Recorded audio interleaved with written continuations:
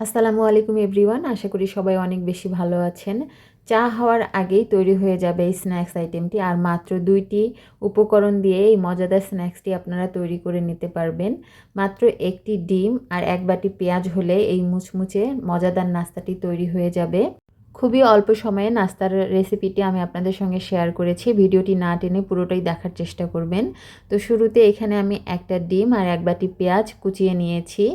এবার এখানে স্বাদ মতো লবণ দিয়ে পেঁয়াজটা ডিমের সাথে মাখিয়ে নিতে হবে। পেঁয়াজ আর ডিমটা মাখানো হয়ে গেলে এবার এখানে অ্যাড করে দিচ্ছি হাফ কাপ বেসন, কোয়ার্টার চামচ হলুদের গুঁড়া, কোয়ার্টার চামচ মরিচের গুঁড়া, কোয়ার্টার চামচ জিরা গুঁড়া, এটা ভাজা জিরা গুঁড়া, কোয়ার্টার চামচ গোলমরিচের গুঁড়া, একটা কাঁচামরিচ কুচি, এখানে আমি পেঁয়াজের পাতা কুচি করে দিয়েছি আর দিয়েছি ধনিয়া পাতা কুচি।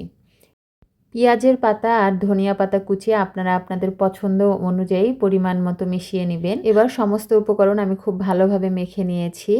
এবার হাতটা ক্লিন করে এসে হাতে কিছুটা তেল মেখে নিয়ে আমি নাস্তাগুলো তৈরি করে নেব। আপনারা আপনাদের পছন্দ অনুযায়ী নাস্তার শেপ দিতে পারেন। আমি এগুলো একটু লম্বা করে বানিয়ে নিয়েছি। এটা লম্বা করে বানালে ভাজার পর দেখতে ভালোই লাগে। তো আপনারা চাইলে এটা গোল অথবা পেঁয়াজুর শেপেও ভেজে নিতে পারেন। এই যে আমি এভাবে সবগুলো নাস্তা তৈরি করে নিয়েছি। এবার একটা প্যানে তেল গরম করে নিয়ে নাস্তাগুলো আমি ভেজে নেব। আর আজকের এই স্ন্যাক্সগুলো কিন্তু আপনারা একদম লো মিডিয়াম আঁচে ভেজে নেবেন, তাহলে ভেতর থেকে এটা মুচমুচে তৈরি হবে আর খেতেও ভালো লাগবে। একবারে যদি চুলার ফ্লেমটা হাই করে ভাজেন তাহলে দেখা যাবে শুরুতেই কালার চলে এসেছে, কিন্তু ভেতর থেকে পারফেক্টলি কুক হয়নি। তো লো মিডিয়াম আছে মানে স্ন্যাক্সগুলো তৈরি করে নিতে হবে। তো এক ব্যাচ ভাজার পর আমি পরের ব্যাচটাও ঠিক একই রকম ভেজে তুলে নিয়েছি। আর আশা করছি আজকের রেসিপিটা আপনাদের কাছে অনেক বেশি ভালো লেগেছে। রেসিপি যদি ভালো লেগে থাকে তাহলে আমার চ্যানেলটি সাবস্ক্রাইব করে দিবেন আর ভিডিওতে লাইক কমেন্ট করে দিবেন।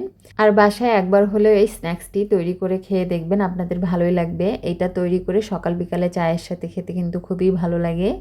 তো আজকের রেসিপি এই পর্যন্তই। সবাই অনেক বেশি ভালো থাকবেন। আল্লাহ হাফেজ।